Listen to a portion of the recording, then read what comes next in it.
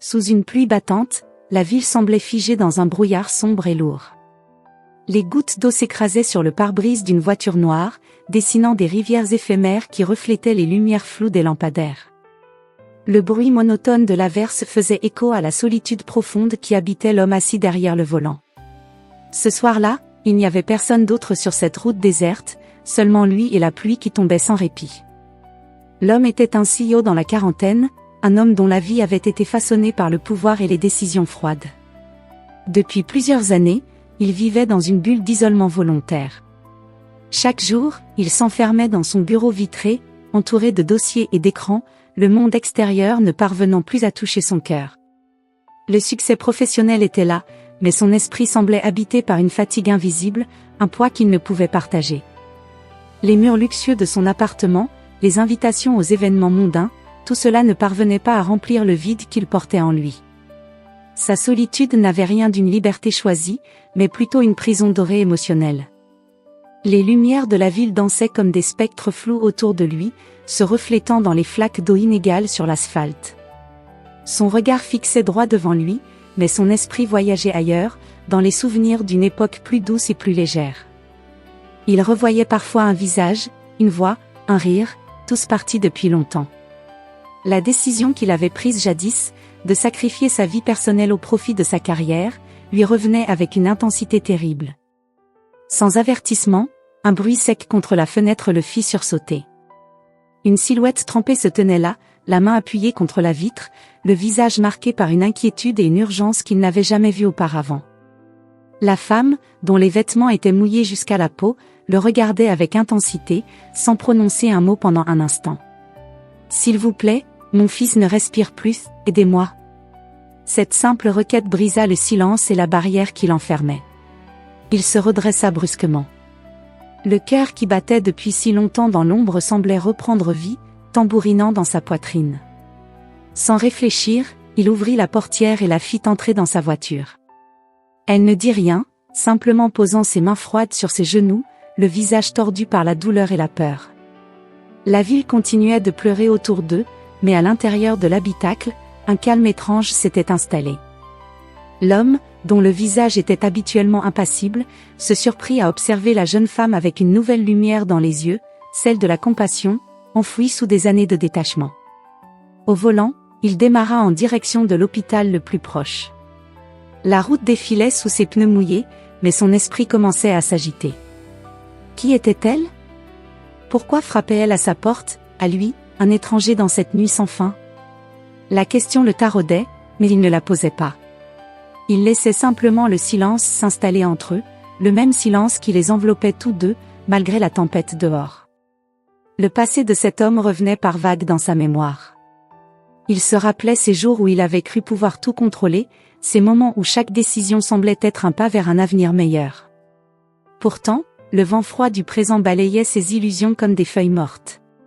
Cette femme, apparue de nulle part, secouait sa routine et réveillait une part de lui qu'il croyait morte depuis longtemps. Pendant ce temps, la tension dans le corps de la jeune femme ne faiblissait pas. Elle regardait son fils endormi sur ses genoux, chaque souffle manqué déclenchant chez elle une douleur lancinante. Elle savait que sa dernière chance reposait sur cet homme étranglé par ses propres démons. Pourtant, elle sentait en lui une force invisible, une énergie que les autres n'avaient jamais vue. Les minutes semblaient s'étirer à l'infini alors que la voiture filait à travers la nuit pluvieuse. Le paysage urbain se dissolvait dans une toile floue où uniquement brillait une faible lueur d'espoir. À l'hôpital, les médecins les attendaient déjà, alertés par un appel envoyé en urgence quelques instants plus tôt. Une course contre le temps venait de commencer.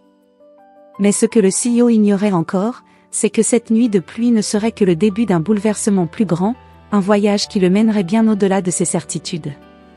La jeune femme, dont le nom se révélait être Anna, portait plus qu'un enfant en danger. Elle possédait un secret si lourd que son dévoilement risquerait d'ébranler tout ce qu'il avait construit, tant dans sa vie professionnelle que personnelle. En repensant à ce moment précis, il réalise aujourd'hui combien cette rencontre était un tournant. Une fissure dans son armure, une ouverture vers des territoires inconnus où le cœur et la raison s'affrontaient sans cesse. Lui qui s'était toujours refusé à la faiblesse, se retrouvait désormais face à ses choix, à ses regrets et à une humanité longtemps refoulée. Les jours qui suivirent furent un mélange chaotique d'hospitalisation, d'incertitude et de rencontres furtives. Entre les couloirs blancs de l'hôpital et les réunions tendues de son entreprise, l'homme se déchirait entre deux mondes. D'un côté, la froideur implacable de ses affaires, et de l'autre, l'espoir fragile d'un enfant qu'il n'avait jamais rencontré. Anna, dans son combat, révéla peu à peu les vérités enfouies. Elle parlait de dangers qui dépassaient la simple maladie, de conspirations silencieuses et de trahisons cachées dans les recoins de la haute société.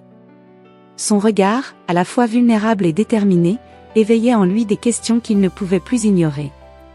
Le CEO se retrouva malgré lui impliqué dans une toile d'ombre et de lumière, où chaque allié pouvait devenir ennemi. La solitude dont il s'était entouré depuis des années commençait à se fissurer sous le poids de cette réalité nouvelle. Peu à peu, il redécouvrait la fragilité du lien humain, les silences lourds de non-dits et la force du pardon. À travers cette nuit pluvieuse, son histoire s'ouvrait sur une route incertaine, bouillonnante d'émotions et de choix déchirants. Le premier pas d'un long chemin où la vérité, aussi douloureuse soit-elle, devait impérativement être affrontée.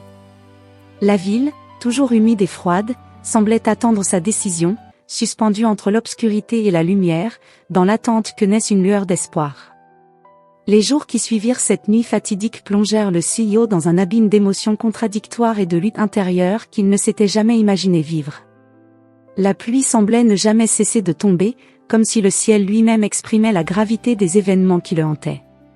Ébranlé par l'urgence de la demande d'aide et par la fragilité de cet enfant qu'il venait de rencontrer, il découvrit en lui une faille profonde, là où la solitude avait érigé de hautes murailles. Il tenta d'être rationnel, cherchant à contrôler la situation, mais l'imprévu s'était installé dans sa vie comme un spectre qu'il ne pouvait chasser. La présence d'Anna et son fils à l'hôpital s'imposait comme un rappel constant que son existence bien ordonnée pouvait basculer à chaque instant. Il se tenait souvent dans sa voiture après les visites, regardant les gouttes de pluie courir sur son pare-brise, se demandant s'il avait fait le bon choix en tendant la main cette nuit-là. L'angoisse se mêlait à la culpabilité. Le CEO, habitué à prendre des décisions sans détour, se débattait maintenant avec des sentiments qu'il avait toujours fuis. Sa vie, rythmée par des contrats et des chiffres, prenait soudain une tonalité profondément humaine. Il ressentait la peur, l'espoir et un amour naissant pour ces inconnus qu'il avait accueillis dans son univers froid. Dans le même temps, le mystère autour de la situation d'Anna grandissait. Ses paroles restaient prudentes mais laissaient entrevoir des ombres plus inquiétantes que la simple urgence médicale. Elle parlait d'un passé trouble, de failles dans la protection de sa famille, d'ennemis invisibles dont la moindre révélation pouvait déclencher des catastrophes. Le CEO, malgré ses doutes, s'engagea dans cette tempête nouvelle. Il ne pouvait se résoudre à rester spectateur, son cœur et sa conscience le poussaient à agir. Toutefois, il sentait le poids du monde s'abattre sur ses épaules, tiraillé entre les nécessités de son entreprise et le combat pour la survie d'un enfant. Un soir, alors qu'il quittait l'hôpital sous une pluie battante, il croisa un homme énigmatique. Ce dernier affichait un sourire froid, presque moqueur, et venait du milieu des affaires rivales. Il lançait des mots à double tranchant, insinuant que tout n'était pas ce qu'il semblait être, que des forces plus puissantes manipulaient les événements. Le CEO ressentit une frayeur nouvelle, mêlée à une détermination d'acier. Il n'était plus question de fuir.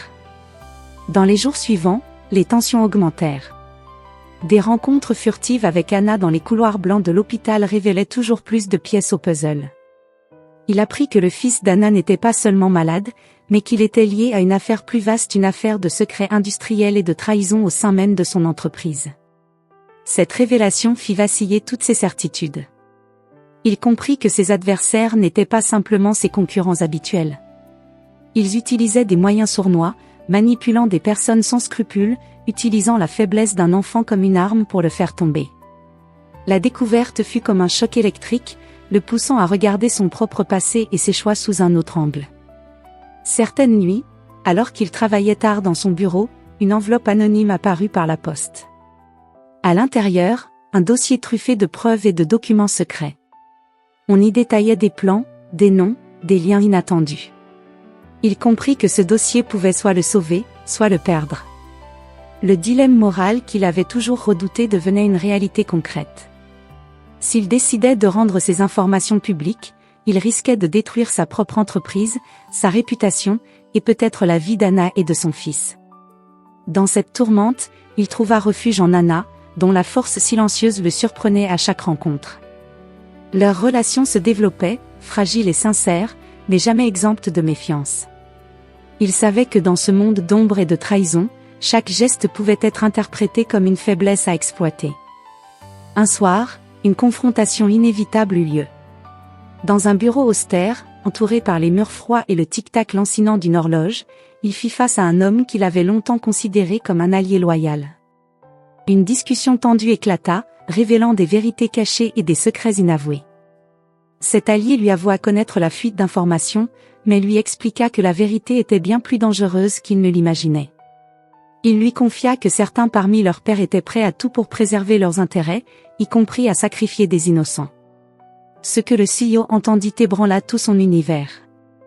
Il comprit qu'il devait agir vite, prendre des décisions difficiles, mettant en jeu ce qu'il avait de plus précieux.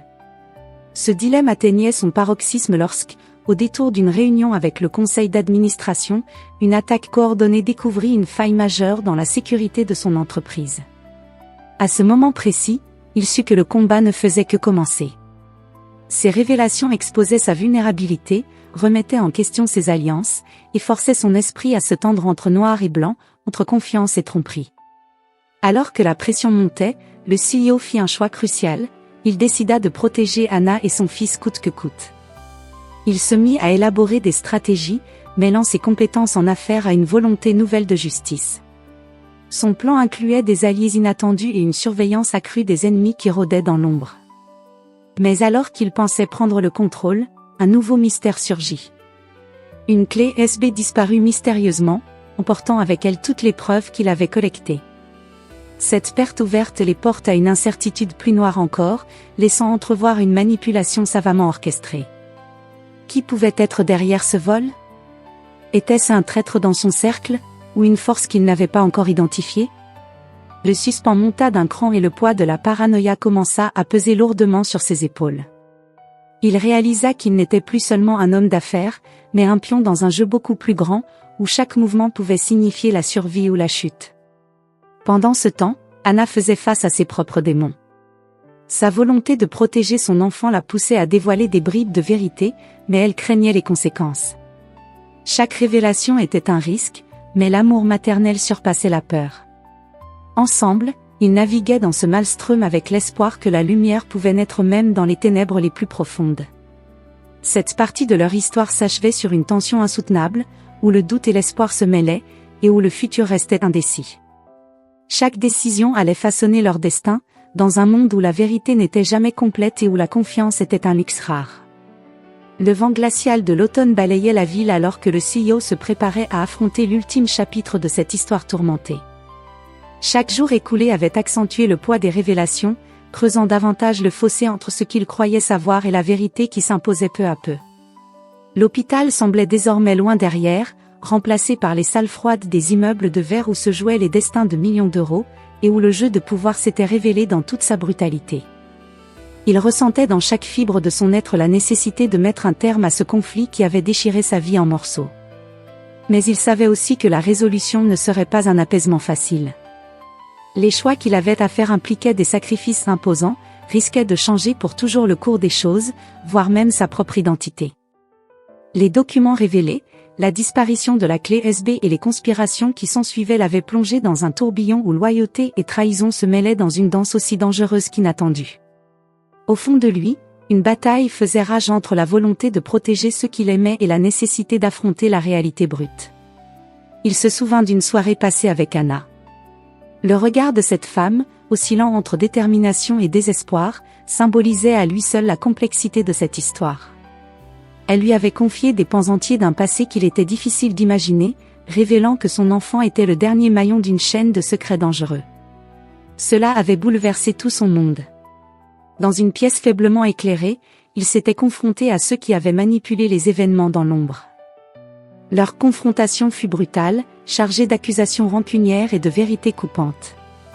Lorsque les masques tombèrent, il comprit que tout ce qu'il avait cru être des ennemis isolés n'était en réalité qu'une part d'un système beaucoup plus large, une toile d'araignée imbriquée dans le pouvoir et la peur. Il fut forcé de faire un choix. Rendre public ce qu'il savait pouvait détruire des carrières, des réputations, et fragiliser des familles entières. Garder le silence, en revanche, semblait être la complicité passive de ceux qui avaient détruit tant de vies innocentes. Le poids de cette décision l'écrasait. Ce fut dans cette nuit d'angoisse qu'il prit la décision la plus difficile de sa vie. Il choisit de dénoncer la vérité, d'ouvrir les portes fermées du mensonge. Mais il le fit avec la conscience qu'il allait payer un prix élevé. Il contacta la presse et remit les preuves en main à un journaliste de confiance, demandant à ce que tout soit révélé au grand jour. Mais la révélation fut loin d'apporter la paix. Au contraire, elle déclencha un choc puissant, une onde de choc dans les sphères politiques, économiques et personnelles. Ses adversaires réagirent avec violence, cherchant à discréditer et à isoler l'homme qui avait choisi la vérité. Des alliances inattendues furent formées, tandis que d'anciennes blessures se rouvrirent douloureusement. Anna, consciente du risque, se tint à ses côtés. Leur relation, née dans la tempête, s'était transformée en un lien indestructible forgé par les épreuves. Ensemble, ils affrontèrent la tempête médiatique, les menaces et la perte de la discrétion qui avaient enveloppé leur vie jusque-là. Cependant, une dernière révélation vint bouleverser le fragile équilibre. Le CEO découvrit que l'homme en qui il avait le plus confiance, celui qu'il pensait être un allié fidèle, avait en réalité orchestré une manipulation depuis le début. Ce retournement fit basculer son monde en un instant. La trahison fut un coup de poignard dans le cœur, un rappel brutal que même ceux que l'on croit proches peuvent être des ennemis déguisés. Face à ce désastre, il prit une décision désespérée. Plutôt que de se déchirer dans la rancune, il décida d'exposer toute la vérité, quitte à perdre ce qu'il avait de plus cher. Ce choix fut le point culminant de son combat, une explosion émotionnelle mêlant rage, tristesse et espoir. Lorsque les derniers mots furent prononcés dans cette bataille acharnée pour la justice, une nouvelle réalité s'imposa. Le CEO et Anna durent accepter que leur vie ne serait plus jamais la même. Les cicatrices laissées par ces combats se mêlaient à la volonté de reconstruire une existence où la vérité et la confiance auraient désormais la priorité. Il décida alors de quitter la ville, emportant avec lui la lourde charge de ses choix, mais aussi le poids d'un avenir incertain. Anna et son fils l'accompagnaient, tous trois prêts à affronter ce qui viendrait, conscients que le passé pouvait toujours jeter son ombre longue sur leur vie. Alors qu'il s'éloignait des lumières tremblantes de la métropole, il regarda une dernière fois derrière lui. Les ombres du passé étaient toujours là, mais loin devant, une lueur douce semblait annoncer un horizon nouveau. Une vie où la vérité, aussi dure soit-elle, serait enfin libre d'exister. La pluie continuait de tomber, mais désormais, elle lavait les douleurs, ouvrait un chemin d'espoir et de courage improbable. Le CEO, autrefois prisonnier de son propre monde, marchait désormais vers une liberté conquise dans le feu des épreuves.